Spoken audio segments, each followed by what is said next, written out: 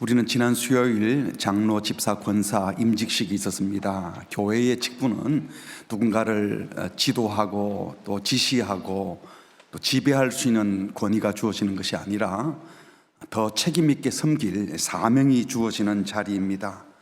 그래서 교회의 직분은 소중합니다. 또 책임을 맡은 지도자는 매우 중요합니다. 오늘 본문에서 사도는 고난당하고 있는 성도들에게 마지막 권면을 하면서 제일 먼저 1절에 너희 중 장로들에게 권하노니 라고 하고, 이어서 5절에 가면 젊은 자들아 하고 또 그 이후에는 일반 교인들을 대상하여 차례대로 권면을 합니다. 중요한 것은 여기 순서에 제일 먼저 권면하는 대상이 너희 중 장로들, 너희 중 이 말은 회중들 가운데 지도격에 있는 장로들이 있다는 것이죠. 여기서 말하는 이 장로들, 프레스비테루스, 이것은요 오늘날과 같이 제도적으로 확립된 교회의 그런 장로는 아닙니다. 당시 교회 공동체에서 지도력을 발휘할 만한 위치에 있는 어른들을 지칭하는 용어가 장로였습니다. 레위기 14장에도 보면 회중의 장로들이 송아지의 안수를 해서 백성들을 대표하여 제사 드릴 때 앞서 나왔습니다. 회중의 장로들, 그러니까 백성 중에 대표격에 있는 자가 있었다는 것을 말해주는 것이죠. 그러니까 장로라고 하는 것은 단순히 나이 든 연장자, 늙은 자만 가리키는 것이 아니라 모임 중에 나이 들어서 지혜로운 사람들, 유능하고 노련한 지도자를 가리키는, 그래서 존중하는 표현으로 장로님 이렇게 불렀고요. 또 장로라고 부르기만 했겠습니까? 자연스럽게 책임이 부여되고 일반 백성들에게 모범이 되기를 기대했습니다. 예수님 당시 유대회당에도 장로가 있었고요. 이런 전통이 기독교, 즉 초대교회까지 전해진 것으로 보여집니다. 이제는 그래서 단순히 연장자, 연륜이 있는 자만 가리키는 것이 아니라 초대교회 내 영적 지도자를 가리키는 호칭으로 장로라고 불렀지요. 사도행전 11장에 보면 초대 예루살렘 교회에 장로가 있었습니다. 바울과 바나바가 교회들이 준비한 구제금을 누구에게 보낸다고 했습니까? 장로들에게 책임 있게 보냈다라고 나와 있고요. 또 사도행전 14장에 보면 바울과 바나바가 전도 여행을 하면서 각 교회의 장로들을 택하여 세웠다라고 합니다. 또 3차 전도 여행 중에 에베소를 떠나서 예루살렘으로 가기 전에 밀레도에다가 장로들을 초청해서, 교회 지도자들을 초청해서 당부하는 말씀을 했다는 기록도 있습니다. 그리고 바울이 예루살렘 교회 방문했을 때 21장에 가보면 거기에 장로들이 있었다. 그러니까 오늘과 같은 똑같은 장로 제도는 아닐지 몰라도 장로라는 직분이 예루살렘 교회에서 시작되어 여러 지역으로 번져나갔을 것으로 추정이 됩니다. 또 바울이 디도 목사에게 보낸 이 목회 서신에도 보면은요, 디모데전서 5장 17절에 잘 다스리는 장로들은, 그래서 치리하는 장로들이 있었다는 것이고, 이어서 말씀과 가르침에 수고하는 장로, 이것은 오늘날에 설교를 하는 목사와 같은 자들이 있었다는 것을 또 알 수 있습니다. 디도서 1장 5절에 가보면은요, 바울이 이 그레데 섬을 떠나면서 제자 같은 디도를 남겨둔 목적이 뭡니까? 각 성의 장로들을 세워서 교회를 책임지고 섬기게 하기 위함이다, 이렇게 나와 있습니다. 그래서 그들의 이 자격이 무엇인지를 6절에 말하죠. 책망할 것이 없고 한 아내의 남편이며 방탕하다는 비난을 받거나 불순종하는 일이 없는 믿는 자녀를 둬야 된다. 가정적으로, 신앙적으로 문제가 없는 사람들, 존중받을 사람이 되어야 한다는 것이죠. 또 야고보서 5장에 보면은 야고보 사도는요, 병든 자가 있으면 장로들을 청해서 기름을 바르고, 이거 약을 쓰는 거죠. 그리고 그를 위해서 기도하라, 이렇게 되어 있습니다. 또 디모데전서 디도스를 보면은 장로가 아닌 에피스코포스, 감독이라는 단어가 나옵니다. 거의 같은 의미로 사용되죠. 3장 1절에 보면 밑보다 이 말이여 곧 사람이 감독의 직분을 얻으려 함은 선한 일을 사모하는 것이다 하면서, 감독은 책망할 것이 없으면 하나님의 남편이 되며, 쭉 설명이 장로에 대한 신분과 똑같아요. 디도스 1장 7절에서도 감독은 하나님의 청지기로 책망할 것이 없고 제고짓대로 하지 아니하며 하면서 그 자격에 대해서 논하는데, 또 장로에 대한 요격과 비슷하게 나옵니다. 이런 내용들을 정리해 보면 사도 베드로 당시 기독교회 안에는 오늘날 장로 제도와 정확히 일치하지는 않지만 다른 신자들에 대한 감독과 보호, 훈육과 교훈을 감당하는 목양자, 또 또는 지도자격의 장로가 있었다는 것을 알 수 있습니다. 그리고 사도가 지금 1절에 본문 1절에 너희 중 장로들에게 권하노니, 다시 말하면 회중들 가운데 지도자들에게 제일 먼저 권면한다 라는 말이죠. 그만큼 책임지고 있는 지도자가 중요하고 그들의 사명이 중요하다는 것을 말씀해 주십니다. 또 이 5장의 바로 앞에 있는 문맥을 보면요, 바로 앞부분 4장 12절부터 19절에서 한 이야기가 고난에 대한 얘기죠. 그리스도인이 고난받을 때 이상히 여기지 마라, 고난을 부끄러워하지 마라, 오히려 하나님께 영광을 돌려라, 이렇게 말씀하시면서 고난에 대한 얘기 중에 4장 17절에 이런 말을 했어요. 하나님의 집에서 심판을 시작할 때가 되었나니 만일 우리에게 먼저 하면, 그러니까 하나님의 연단하는 심판이 하나님의 집에서 시작되고, 그리고 하나님의 복음을 순종하지 않는 자들에게는 나중에 한다, 세상은 나중에 심판한다. 이 말씀의 배경이 되는 에스겔서 9장 6절에 보면요, 이런 말이 나와요. 6절 후반부에 내 성소에서 이 연단하는 심판을 시작하는데 그들이 성전 앞에 있는 누구입니까? 늙은 자들, 이 장로를 가리키는 거죠. 그러니까 늙은 자들, 장로들부터 심판을 시작해라. 그러니까 죄에 대한 심판이, 또는 연단하고 정화하는 심판이, 사도 베드로가 하나님의 집, 성도들을 먼저 심판하고 연단하고 세상에 간다라고도 했는데, 에스겔서에는 보니까 그 심판이 성소에서, 성전 앞에서 시작되는데 성전에 가장 가까이 섬기는 장로들, 지도자들 먼저 연단 심판하고 그 이후에 다른 사람들을 심판한다, 이렇게 되어 있어요.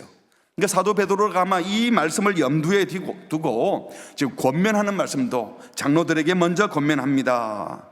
교회의 어른들이, 교회의 지도자들이 먼저 하나님 앞에서 바르고 깨끗해야 합니다, 그런 말을 하는 것이죠. 장로가, 지도자가 먼저 바로 되지 않으면 교회 공동체가 바로 서기 어렵기 때문입니다. 그렇습니다. 지도자가 먼저 회개하고 지도자가 먼저 고치고 바른 길에 들어서는 것이 얼마나 중요한지 모릅니다. 하나님께서 아론과 그 아들들에게 제사장직을 맡기면서 지난주 큐티 본문에서 보았잖아요. 제사장의 옷을 입힙니다. 그래서 제사장으로 삼아요. 근데 아론과 그 아들들이 다른 사람들보다 날 때부터 특별한 존재가 아니라 똑같은 죄인인데 하나님이 선택해서 하나님의 은혜로 그 옷을 입혀서 그 사역을 감당하게 하는 거예요. 그럼 제사장 된 자들이 뭐 우리도 똑같은 죄인인데 특별한 것도 없으니 그냥 똑같이 살면 돼, 그럴까요? 아니지요. 자격 없는 그들이 하나님께서 거룩하게 해주셔서 은혜의 옷을 입게 되었다면, 제사장의 옷을 입고 제사장 사역을 감당해야 한다면 그 하나님 요구에 부응하는 사람이 되어야 하는 겁니다. 무엇보다도 백성들이 제사장을 통해서 하나님을 만나게 되는데, 하나님의 뜻을 보여주는 매개체 역할을 하는 자들이 제사장들이잖아요. 그렇다면 그들이 분명히 하나님의 뜻을 더 앞서 따르고 보여주는 일에 있어서 일반 백성들에게 모범이 되고 모델이 되어야 하는 것은 당연합니다. 그들이 지도자가 되었기 때문입니다. 사랑하는 성도 여러분, 어디든지 사람이 모이는 곳에, 이 공동체를 이루는 곳에는요, 누군가가 지도자가 있어요. 다락방에도 지도하는 리더가 있습니다. 모든 공동체의 지도자는 언제나 그 지도자 한 사람의 생각과 살아가는 모습이 공동체 분위기를 결정하는 중요한 요소가 되는 겁니다. 지도자 한 사람 잘못 만나면 그 공동체가, 그 집단이, 그 나라가 얼마나 큰 고통을 당하는지 모릅니다. 우리가 다 경험하고 있지 않습니까? 곳곳에서 지도자 한 명 때문에 어떻게 이럴 수가 있나 하는 이야기들을 보고 듣잖아요. 반대로 지도자 한 사람이 바뀌었을 뿐인데 그를 따르는 공동체가 달라지고 행복해지는 경우도 허다합니다. 그만큼 지도자는 매우 중요합니다. 이스라엘 백성들이 하나님 마음에 합한 지도자를 기다렸어요. 다윗이 하나님 마음에 합한 자였다라고 했는데 그와 같은 지도자, 그런 리더, 그런 구원자, 메시아를 그렇게 기다렸지 않습니까? 누가 왕으로 그 나라를 다스리는가에 따라서 그 나라가 완전히 달라지니까요. 그래서 이스라엘은 하나님께서 정해주신 메시아가 오셔서 우리를 다스려주면 좋겠다 하고 메시아를 기다리면서 이상한 메시아를 기다렸다는 것이죠. 하나님의 뜻을 따라 의와 공평, 자비와 긍휼, 평화가 압도하는 나라가 되려면 우리의 참목자 되시는 예수 그리스도가 다스릴 때 비로소 그 나라가 오는 줄 믿습니다. 그러므로 한 공동체의 지도자, 교회의 지도자, 다락방의 순장, 주일학교 교사, 각 모임의 리더들은 바로 이 예수님과 같은 예수 그리스도를 닮은 성품, 정직과 진실함, 사랑과 자비와 긍휼, 공평과 정의를 시행하는 그 아름다운 마음들이 있어야 합니다. 왜냐하면 그 지도자, 리더의 존재가 그 공동체를 복되게 하는 결정적인 역할을 하기 때문입니다. 사랑하는 성도 여러분, 우리 교회에 이런 지도자, 이렇게 주님을 닮고 따르는 목자들이 많이 세워지기를 기도합시다. 그리고 막중한 책임을 맡은 지도자들 많이 계시잖아요. 그들이 사명을 잘 감당하도록 지지해 주시고 격려해 주시고 위하여 기도하시기 바랍니다. 지도자 되신 분들은 주님을 닮기 위하여 더 애를 쏟아야 합니다. 내 모습이 우리 공동체의 모습을 결정한다고 생각하면 함부로 말하고 함부로 행동할 수 없는 것 아닙니까? 특별히 우리 교회를 위해서 애쓰고 있는 말씀 사역자들, 목양자들, 말씀과 가르침으로 수고하는 종들, 그들이 부족함이 있을지라도 하나님의 말씀을 대언하는 자들을 귀히 여겨주시고 기도해 주시기 바랍니다. 그럴 때 교회가, 공동체가 더 건강하고 아름답게 세워주는 줄 믿습니다. 오늘날 장로에 해당하는 이 목사, 장로만이 아니죠. 더 책임있게 섬기도록 부름받은 모든 직분자들, 집사, 권사, 우리 교회 안에 특별히 순장, 교사, 팀장들, 누군가의 영혼을 섬기는 사역자들께서는 그 직분이 내가 맡은 것이 아니라 하나님이 주신 것임을 알고 귀중히 여기시기 바랍니다. 주신 사명, 하나님 주신 사명이면 짐으로 생각하지 말고 나 같은 사람에게 이런 것을 맡겨주셨다니 하고 황송한 마음으로 은혜로 감당하시기 바랍니다. 책임이 무거운 만큼 심판도 엄중하겠지만요, 사명 잘 감당할 때 상급도 칭찬도 클 것을 믿습니다. 내게 맡겨주신 사명이 무엇인지, 무엇을 위하여 나를 이 자리로 부르셨는지 잘 생각하고 분별하셔서 책임 있게, 그러나 사랑이 동기가 되어 기쁘게 섬기는 주의 종들이 되시기를, 지도자들이 되시기를 주의 이름으로 축복합니다. 그런데 이렇게 장로들을 권면하는 베드로가 자기를 소개해요. 일반적으로 누가 누구에게 말할 때 귀담아 듣습니까? 대통령이 말씀하셨어 그러면 듣나요? 선생님이 말씀하셨어 하면 듣나요? 장로님이 말씀하셨어 하면 귀담아 듣나요? 세상에서는 행정적으로 그 직분이 가진 자가 처리할 수 있는 어떤 법적 제재력이나 권세가 있으면 에이씨 하면서도 무서워서 듣기도 합니다. 겁이 나서. 그러나 진심으로 권위를 인정하며 기도하며 듣는 것은요, 그 사람이 가진 직책 때문이 아니죠. 그래도 세상에서는요, 어른들이 말씀하면 들어야지, 목사님이 말씀하면 들어야지, 성도가 그래도 들어야 안 되겠나 하면서 좀 더 큰 권위를 내세우면서 내 말을 들으라고 할 겁니다. 그런데 오늘 사도 베드로는요, 지도자격에 있는 장로들에게 권하면서 내가 예수님의 수제자요, 부활을 직접 목격한 부활의 증인이요, 12사도 중에 하나인 사도로서 말합니다. 그러니 제 말에 귀를 기울여 들으십시오, 이렇게 말하지 않고요, 뭐라고 했습니까? 나는 함께 장로된 자요, 이렇게 얘기해요. 여기 함께 장로된 자요라는 이 헬라어 단어가 이 신약성경에 딱 한 번만 나오는 단어이고요, 학자들이 하면 베드로가 만든 단어 같대요.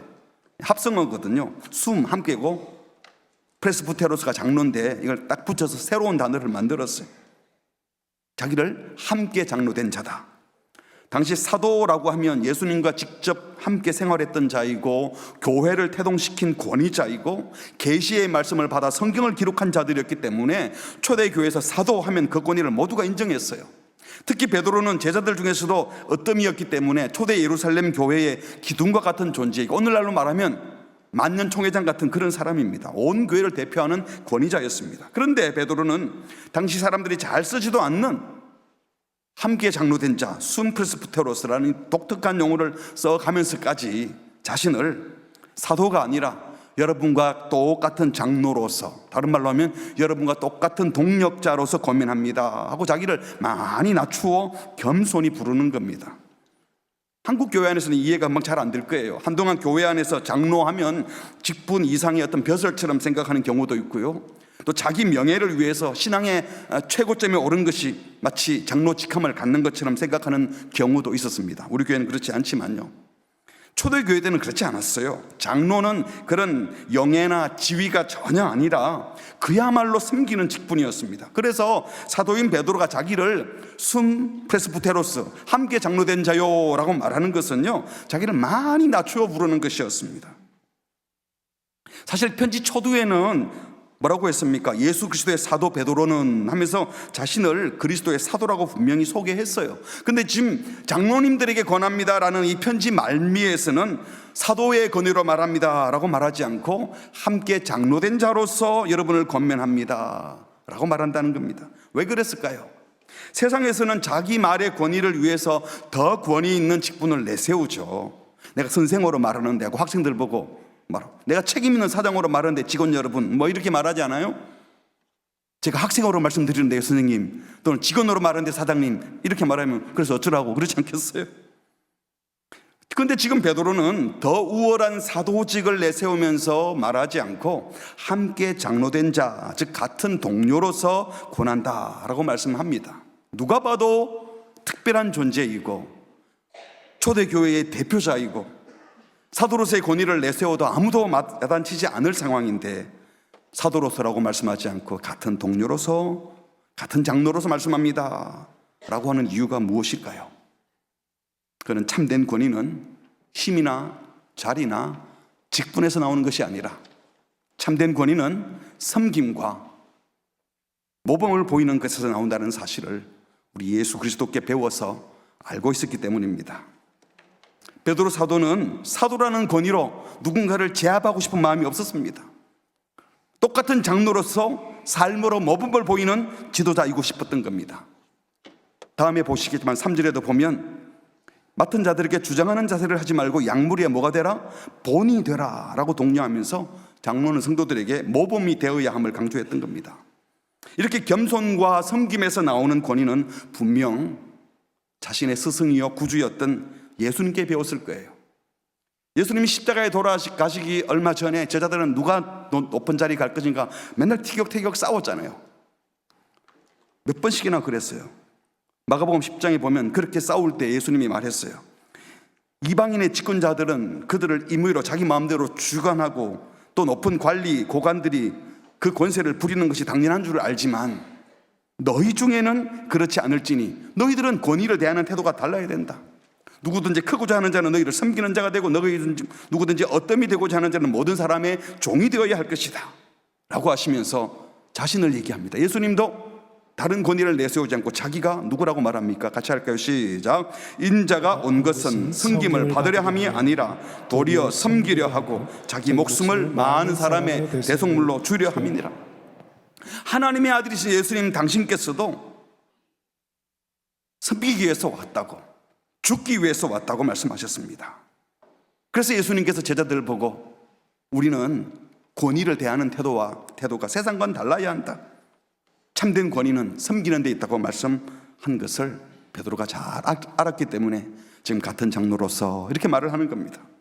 무엇보다도 베드로는요, 자기가 주님의 용서와 은혜로 사도가 되었을 뿐이지 인간적으로 특별히 내세울 것이 전혀 없는 자임을 너무나 잘 알았기 때문입니다. 우리 잘 알지 않습니까? 베드로가 예수님께서 제사장에게 사로잡혀 갔을 때 어떻게 했습니까? 3번씩이나 예수님 모른다고 부인하고 도망갔잖아요. 마지막 3번째는요, 기록에 보면 저주하며 맹세하면서까지 예수님을 부인했어요. 비겁한 자였습니다. 이런 사실을 자기도 알고 동료들도 다 알고 어쩌면 초대교회 성도들에게 소문이 다 났을 거예요. 수제자 베드로가 예수님 3번이나 부인했대. 이런 베드로가 지금 사도로 쓰임받는 이유는 무엇이겠습니까?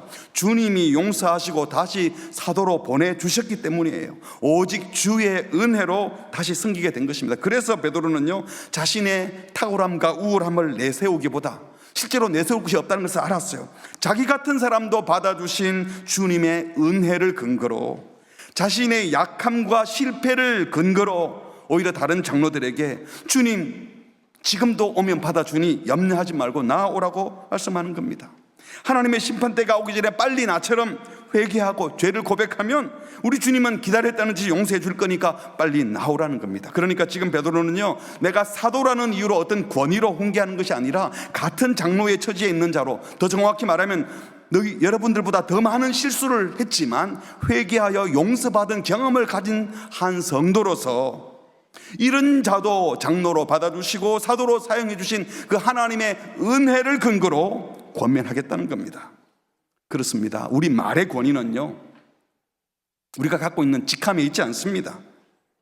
더 높은 권세나 힘을 가졌다고 권위가 있는 것이 아니라 얼마나 그리스도의 은총을 깊이 경험했는지, 주님의 용서를 얼마나 분명히 받았는지 그 은혜 받은 양만큼 그 말의 권위가 있는 줄 믿습니다. 그리고 한 걸음 더 나아가서 베드로는 자기를 같은 동료 장로라는 정도가 아니라 그리스도 고난의 증인이라고 말을 합니다. 여러분, 그런데 베드로가 예수님의 고난을 처음부터 끝까지 다 목격한 증인입니까? 그냥 부활의 증인이다 그러면 편할 텐데 왜 고난의 증인이라고 소개를 했을까요? 예수님께서 공생의 마지막 주간에 제자들에게 말씀하셨죠. 너희가 다 나를 버릴 거다. 성경에 기록된 것처럼 목자를 치면 양들이 다 흩어지는데 나를 체포해 가면 너희들 다 도망갈 거야. 그런 말씀을 하신 것이죠. 그때 베드로가 뭐라 그랬습니까? 29절에 보니까 다 버릴지라도 나는 그리하지 않겠나이다 큰 소리 쳤어요. 그랬더니 예수님이 닭 2번 울기 전에 너 3번 부인할 거야. 그러니까 베드로가 뭐라 그래서 31절에 같이 읽겠습니다. 시작. 베드로가 힘있게 말하되 내가 주와 함께 죽을지언정 주를 부인하지 않겠나이다 하고 모든 제자도 이와 같이 말하니라. 베드로가 먼저 큰 소리 치니까 우리도 다 그럴 거라고 모든 제자들이 그렇게 말했다 그랬어요. 그런데 예수님께서 겟세마네 동산에서 기도하신 후에 체포당하여 제사장들에 가서 신문을 받게 됩니다. 멀찍이 따라가다가 들켰잖아요. 너 예수 제자잖아. 모르는데. 또 다른 여종이 내가 분명히 당신 예수님과 함께 있는 거 봤는데. 마지막 3번째는 말고의 귀를 자른 자의 친척이 내가 분명히 봤다. 그러니까 이번에는 마가복음 14장 71절에 보니까요, 베드로가 저주하며 맹세하되, 저주했대요. 나 절대로 그 사람 몰라. 그리고 도망가 버린 겁니다. 베드로는 자기 신변에 위협이 올까봐 3번씩이나 그것도 저주하며 맹세하는 그런 사람이었습니다. 고난받는 현장에 안 갔습니다.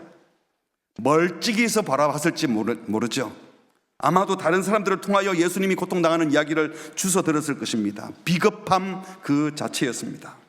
그랬던 베드로가 지금 믿음을 부인하라고 압력을 받고 있는 고난받는 그리스도인들을 향하여 여러분 믿음을 지키십시오. 절대로 주님을 부인하지 마십시오. 믿음을 지키다가 당하는 고난은 복된 겁니다. 그러면서 나는 그리스도의 고난의 증인입니다. 말이 먹힐까요? 만일 베드로가 사도행전 2장 말씀처럼 하나님이 예수님을 살리셨다, 부활의 증인이다. 사도행전 3장에도 보니까 하나님이 죽은 자 가운데서 그를 살리셨다, 우리는 이 일의 증인이다. 자기가 그리스도의 부활의 증인이라고 하면 그래도 설득력이 있겠지만 베드로의 과거를 아는 사람들이 생각할 때 자기가 무슨 고난의 증인이야, 도망간 주제라고 생각하지 않겠습니까? 그런데 왜 여기서 사도는 그런 부끄러움을 덜쳐내면서 부활의 증인이 아닌 그리스도 고난의 증인이라고 말했을까요? 문맥상 보면요, 지금 고난 중에 있는 성도들, 그리고 장차 고난받을 성도들을 염두에 두면서 고난 이야기를 하는 거예요. 사도 베드로가 이 편지에서 특별히 고난의 문제를 깊이 다루었는데 앞선 4장에서 성도는 고난받는 것 이상히 여기지 말아야 한다, 고난을 부끄러워하지 말아야 된다, 고난받는다고 억울해하지 말아야 된다, 고난받는 현장만 보지 말고 그것 때문에만 고통스러워하지 말고 종말의 관점에서 현재를 바라보면 고난 중에도 기뻐할 수 있다, 이런 권면을 했었더랬어요. 특별히 이 편지가 씌어진 시기는 네로 황제가 기독교를 극심하게 박해하기 직전이었어요. 아직은 그 정도 핍박은 아니었고 곧 엄청난 핍박이 오게 되는데 이 편지를 나중에도 읽지 않았겠습니까? 아마 하나님께서 사도 베드로를 통하여 고난받게 될 그리스도인들에게까지 미리 예측하셔서 이 글을 쓰게 하시고 미리 고난을 대비하게 하신 것입니다. 이렇게 성도가 당할 박해와 고난을 얘기하면서 사도는 자신을 그리스도 고난의 증인이라고 소개하고 있는 것입니다. 자신이 그리스도의 고난을 직접 목격하지 못했는데도 그리스도의 고난의 증인이라고 말했던 것은 그리스도가 고난받는 모습을 눈으로 직접 봤냐 보지 못했느냐, 이게 중요한 것이 아니라 그 그리스도의 고난의 의미를 진짜 알고 그 그리스도의 고난이 가져준 은혜를 경험하고, 그래서 지금 그 그리스도의 고난에 참여하고 있는가, 이것이 중요하다는 겁니다. 우리가 아는 것처럼 예수님의 고난을 본 사람들이 다 예수 고난의 증인이 되었습니까? 여러분, 실제로도 그렇잖아요. 목격자가 다 증인이 됩니까? 법정에 가서 목격을 해도 뒤에 올 두려움 때문에 증인을 거부하기도 하잖아요. 예수님의 고난을 본 사람들이 다 예수님을 믿었습니까? 아니잖아요. 예수님의 고난에 다 동참했습니까? 아니잖아요. 중요한 것은 육안으로 보았냐 보았지 않았느냐가 아니라 그것을 받아들이고 믿고 있느냐는 거예요. 고난뿐만이 아닙니다. 예수님이 행하신 기적들, 하나님의 아들만이 할 수 있는 기적을 본 사람들이 예수님을 보고 과연 하나님의 아들이구나 하고 예수를 믿었습니까? 아니잖아요.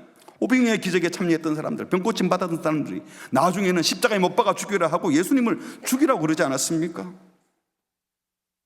본다고 다 증인이 되는 것이 아니라 알고 믿고 믿은 대로 사는 사람이 정인이 되는 줄 믿습니다. 베드로는 예수님이 고난받았을 때 비급하게 도망가고 두려워하던 자였지만 부활하신 주님을 만난 이후에는 기꺼이 그리스도의 고난에 동참하는 고난의 증인이 된 겁니다. 그래서 베드로는 이 서신서에서 말씀한 대로 믿었고 말씀한 대로 살다가 그 예수를 믿고 전한다는 이유로 로마 제국에 나중에는 기꺼이 거꾸로 십자가에 못 박아 처형당하기까지 했습니다. 그 베드로가 지금 저와 여러분에게도 권면하는 겁니다. 나는 그리스도 고난의 증인이라고. 그렇습니다. 베드로뿐만 아니라 이 편지를 받아 읽게 될 장로님들도 다 예수님의 고난을 직접 목격한 사람들은 아니에요. 그런데 베드로가 말하는 게 우리 함께 장로일 뿐만 아니라 함께 그리스도의 고난의 증인이 아닙니까? 라고 말씀하는 거예요. 십자가의 처형장에 가지 못했다 하더라도, 고난당하는 예수님 현장에서는 비급하여 도망갔다 할지라도 그리스도의 그 끔찍한 고난과 죽음이 바로 나를 위한 것이었다고, 세례받을 때 내가 예수와 함께 죽고 다시 살았어요, 이제 새 생명을 가지게 되었기 때문에 그리스도가 가신 그 고난의 길도 나도 가기로 작정했다고 하면서 그 고난에 지금 동참하고 있다면, 내 삶으로 그리스도의 고난과 부활을 증언하고 있다면 그리스도의 고난의 증인이 되는 줄 믿습니다. 또한 자신을 그리스도의 고난의 증인이라고 소개한 것은요, 자기처럼 비겁하게 주님을 부인하고 도망갔던 겁쟁이에게도 부활하신 주님이 만나 주셨고 죄를 고백하게 하셨고 용서해 주실 뿐만 아니라 자기 같은 사람도 그리스도 고난의 증인으로, 부활의 증인으로 삼아 주셨기 때문입니다. 그러니까 나처럼 자신의 약점, 오점 숨기려고 하지 마시고 정직히 주님께 나오라고 지금 다른 장로들에게 권면하는 거예요. 장로님들, 위선들 필요 없어요. 저도 겁쟁이였어요. 고난을 부끄러워하던 사람이었어요. 피하던 사람이었어요. 주님의 고난에 기꺼이 동참할 마음이 전혀 없었지만 지금은 제가 그 고난에 동참하고 있잖아요. 그러니까 자신의 교만함과 악함을 거부하고 부인하려고 하지 마시고 그냥 인정하세요. 회개하고 겸손히 주님께 나아가면 주님은 지금도 받아주셔요. 우리가 본을 보일 것은, 장로 여러분, 우리가 성도들에게 본을 보일 것은 한 점 오점 없는 고상한 격이 아닙니다. 이렇게 나약하고 허물없는 나 같은 사람도 용서해 주셨느라고, 나는 하나님의 은혜로 살고 있느라고, 이걸 보여주셔야 되는 거예요 라고 지금 말하는 겁니다. 실제로 예수님이 곁에 계실 때는 부인하던 겁쟁이가 예수 부활을 목격하고 성령 강림한 이후에는 그의 고난을 증거하는 정도가 아니라 그렇게 살아버렸습니다. 초대교회 시절에 베드로와 사도들이 예수 전한다고 옥에 갇혔잖아요. 갇혔다가 나왔는데 나온 자리에서 공개적으로 다시는 예수 증거하지 마라. 그런데 또 복음을 전해요. 너희 다 하지 말라 했는데 왜 또 복음을 전하느냐? 그때 베드로의 대답이 사도행전 5장 29절, 사람보다 하나님에게 순종하는 것이 마땅하다. 너희가 나무에 달아 죽인 예수를 우리 조상의 하나님이 살리셨고 이스라엘에게 회개함과 죄사함을 주시려고 그를 오른손으로 높이사 임금과 구주로 삼으셨다. 우리는 이 일의 정인이다. 예수 증거하지 말라는 그 현장에서 바로 증거했습니다. 겁날 게 없었습니다. 베드로는 당시 유대인이 이방인을 접촉하는 것이 아주 나쁜 죄로 생각하고 접촉하지 않는 게 당연한 시절이었습니다. 그런데 모든 관례를 깨뜨리고 고넬료의 집에 모인 이방인들에게 찾아가서 전도하면서 말합니다. 10장 39절 사도행전, 우리는 유대인의 땅과 예루살렘에서 그가 행하신 모든 일의 증인이라. 그를 그들이 나무에 달아 죽였지만 하나님이 사흘 만에 다시 살리셨다 라고 하면서 예수의 고난을 현장에서 직접 목격하지는 못했지만 이제 회개한 베드로는 그 그리스도의 고난에 직접 참여하고 있는 자로서 사람들이 예수를 죽였지만 하나님이 살리셨다고, 자신도 이제 부활을 믿기 때문에 기꺼이 그 고난에 참여하고 있다고 고난의 증인이라고 말씀하고 있는 것입니다. 여러분들은 그리스도의 고난과 죽음이 나의 죄를 대신한 것이었음을 믿습니까? 그리스도가 고난, 죽음 이후에 부활하신 것처럼 우리 역시 부활의 영광에 이르기 위해 그리스도의 고난에 함께 참여해야 된다는 사실도 믿습니까? 그래서 기꺼이 고난을 감당하고 그 고난을 정언하는 정인의 삶을 사시겠습니까? 부활의 정인일 뿐만 아니라 그리스도와 함께 고난에 참여하는 것도 얼마나 복인지를 기꺼이 말할 수 있는 고난의 정인이 되시기를 주의 이름으로 축복합니다.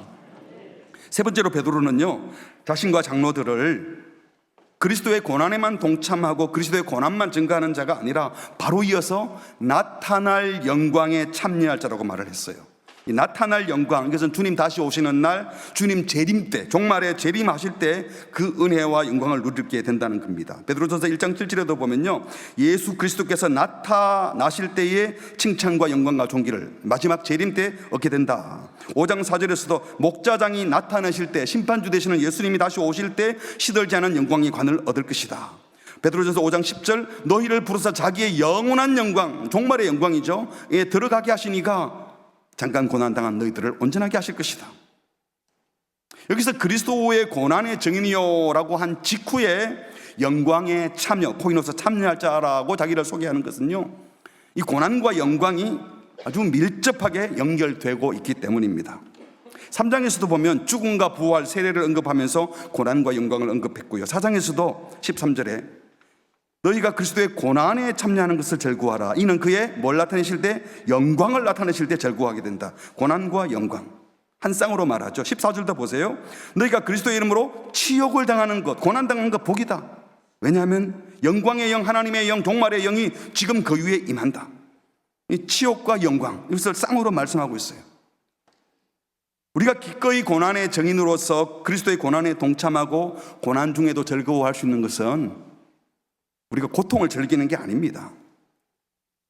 그 고통, 고난을 즐기는 것이 아니라 그 고난이 목적이 있는 고난이요, 그 고난을 잘 통과했을 때에 종말에 반드시 받게 될 영광을 알고 믿기 때문입니다. 우리가 즐겨 부르는 찬송에 최후 승리를 얻기까지 뭘 사랑해요? 주의 십자가. 이것은 사랑한다는 것은 고난을 달게 받겠다는 겁니다. 최후 승리를 믿고 소망하기 때문에 이미 승리했다고 믿는 믿음, 종말의 시점에서 현재를 바라보는 그 믿음 때문에 고난을 기꺼이 받아들이고 고난 중에도 감사하고 기뻐할 수 있는 것입니다. 그래서 사도 바울은 이렇게 얘기했습니다. 로마서 8장 17절, 자녀임은 또한 상속자 곧 하나님의 상속자요. 아들은 상속자잖아요. 우리가 하나님의 아들이에요. 근데 예수님도 하나님의 아들이에요. 그래서 그리스도와 함께한 상속자이기 때문에 같이 읽을까요? 우리가 시작. 우리가 그와 함께 영광을 받기 위하여 고난도 함께 받아야 할 것이니라. 18절, 생각하건대 현재의 고난은 장차 우리에게 나타날 영광과 비교할 수 없도다. 아멘. 영광과 고난이 항상 쌍으로 나옵니다. 여러분, 고난 받을 때 고난기 전부 다가 아니라는 거예요. 반드시 영광이 있는 줄 믿습니다. 사랑하는 성도 여러분, 베드로는 죄를 범했지만 회개하고 회복된 장로였습니다. 고난을 피했던 비겁한 제자였지만 지금 고난에 동참하는 멋진 제자가 되었습니다. 그렇게 할 수 있었던 것은 그리스도의 자비와 긍휼 때문이었습니다. 그리스도의 고난에만 함께하는 것이 아니라 그리스도와 함께 영광에 이를 것을 확신했기 때문에 고난의 증인이라고 자기를 소개한 것입니다. 이 경험이 있기 때문에 다른 장로들에게 권면하면서 사도의 권위로 말하지 않고 은혜 입은 같은 장로로서 권한다. 나처럼 이제 죄된 삶 속에서 헤어나와 회개하고 회복하라고, 그래서 기꺼이 그리스도의 고난에 동참하고 나타날 영광에도 함께 하자고 자신의 경험을 가지고 간증하며 권면하는 것입니다. 주님은 저와 여러분도 그렇게 우리 모두를 은혜로 받아주실 것입니다. 회개하고 죄를 회개하고 용서를 구하고 주님 앞에 나아가면 그 어떤 겁쟁이여도 과거에 어떤 잘못을 했다 할지라도 받아주시고 용서하시고 저와 여러분을 멋진 제자로 살아가게 하실 줄 믿습니다. 말씀을 맺겠습니다. 첫 번째로 지도자를 위해서 기도합시다. 책임 있는 지도자 한 사람의 영향을 결코 무시할 수 없기 때문에 지도자를 위해서 기도해야 돼요. 이 나라도, 우리 교회도, 우리 다락방에도, 우리 가정에도 지도자가 있잖아요. 좋은 지도자, 좋은 어른들이 이 사회에 우리 교회에 더 많아지도록 간구합시다. 뿐만 아니라 어른들이 왜 저래? 라고만 할 것이 아니라 저와 여러분이 모두 좋은 어른이 되기를 바랍니다. 한 사람이 소중합니다. 책임 맡고 있는 분이 소중합니다. 선생님들 소중합니다. 누군가에게 신앙적 영향을 끼치는 자리에 있다면 함부로 자기의 직을 대하지 마시고 귀히 여기시기를 주의 이름으로 축복합니다.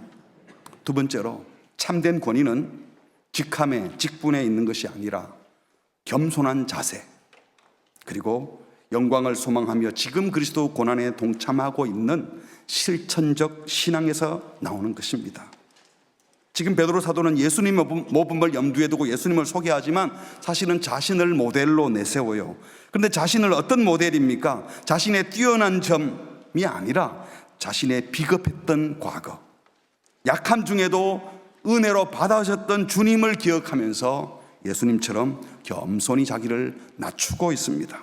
그래서 사도였지만 함께 장로된 자라고, 영광스러운 부활의 증인이라고도 말할 수 있지만 고난을 피해갔던 자신이 지금 고난에 참여하는 그리스도 고난의 증인이라고 했습니다. 그리고 고난 중에도 나타날 영광에 참여할 소망을 가진 자라는 확신을 가지고 담대하게 자기를 소개하고 있습니다. 세상 권위는 힘을 가지고 야단치고 질타하고 그러지만요, 베드로 사도는 같은 믿음을 가진 동료로서 또 같은 약한 존재로서 그들의 형편에 공감하면서 그리스도의 고난과 영광을 지금 경험하고 있는 신앙의 실천자로서 권면했기 때문에 그 말이 훨씬 더 권위가 있었고 감동이 되었고 공동체를 새롭게 했을 것입니다. 이런 겸손한 신앙의 실천자, 참된 권위자, 좋은 격려자들이 다 되시기를 주님의 이름으로 축복합니다. 우리 함께 찬양하겠습니다. 은혜로 날 보듬으시고 사랑으로 보듬어 주셨는데도 내 마음 한 자락 지키지 못하는 이 모습 부끄럽습니다.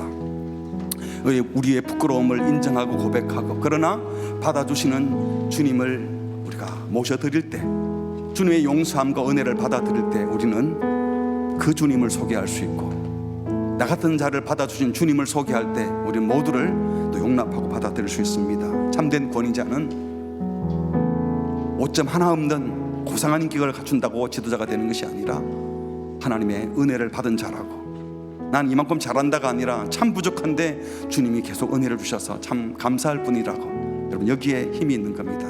이런 마음을 담아서 함께 고백하겠습니다. 은혜로 날 보듬으시고 사랑으로 품어주셔도 내 마음 한 자락도 지키지 못하는 이 모습 부끄럽습니다. 따스한 곁을 내어주신, 따스한 곁을 내어주신 주님 앞에 나아갑니다.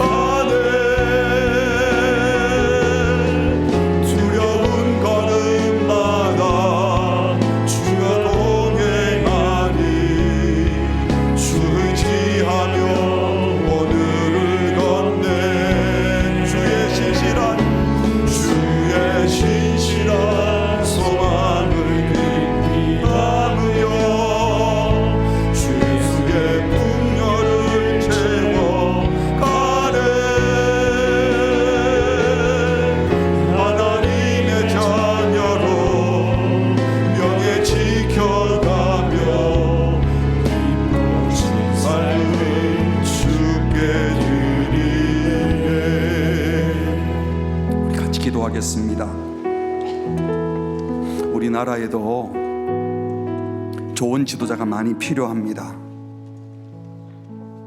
여러분이 존경하고 정말 감사하고 야, 이런 좋은 지도자다, 그런 분들을 만난 적이 얼마나 있으신가요? 기도해야 합니다. 그리고 하나님 마음에 합한 지도자가 세워지도록 역할도 감당하셔야 합니다. 우리 교회도 마찬가지고 한국 교회도 마찬가지고 우리 교회 안에 공동체의 각 부서마다 또 다락방마다 하나님 좋은 지도자를 보내주시고 세워달라고, 뿐만 아니라 하나님 좋은 지도자를 키워내는 교회가 되게 하옵소서. 우리가 좋은 어른이 되게 하여 주시옵소서. 참된 권위는 직분이 아니라 어른이 된 겸손한 사람, 말로가 아니라 실제로 그리스도의 고난에 참여하고 소망을 품고 살아가는 넉넉한 그리스도의 성품을 닮은 사람들이 권위가 있는 것입니다. 주님, 권위 있는 자들이 되게 하여 주시옵소서.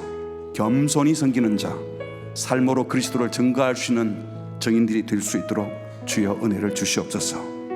말씀을 생각하며 같이 합심해서 기도하시겠습니다. 하나님 아버지,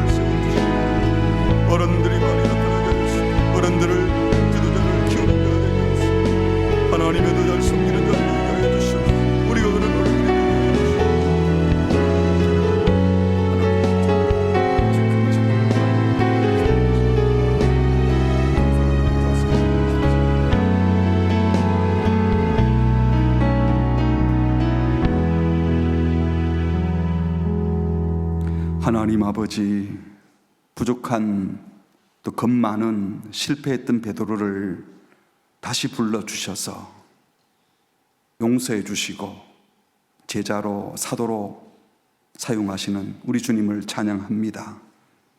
참된 권위는 오점 하나 없는 고상한 사람이 되는 것이 아니라 하나님이 얼마나 큰 은혜로 우리를 용서하고 받아주셨는지 그 은혜를 증거하는 자가 참된 권위자요, 예수님을 소개할 수 있는 증인인 줄 믿습니다. 우리 가운데 이 은혜를 깊이 경험하고 누리고 또 장차 누리게 될 영광의 분명한 소망을 가지고 기꺼이 고난에 동참하는 자들이 많아지게 하여 주시옵소서. 우리나라에 또 한국 교회에, 우리 교회에 각 공동체마다 또 부서마다 다락방마다 좋은 지도자들을 많이 세워주시고 우리 교회가 그런 어른들을, 리더를, 참된 지도자들을 훈련하고 세우는 그런 교회가 되게 하여 주시옵소서.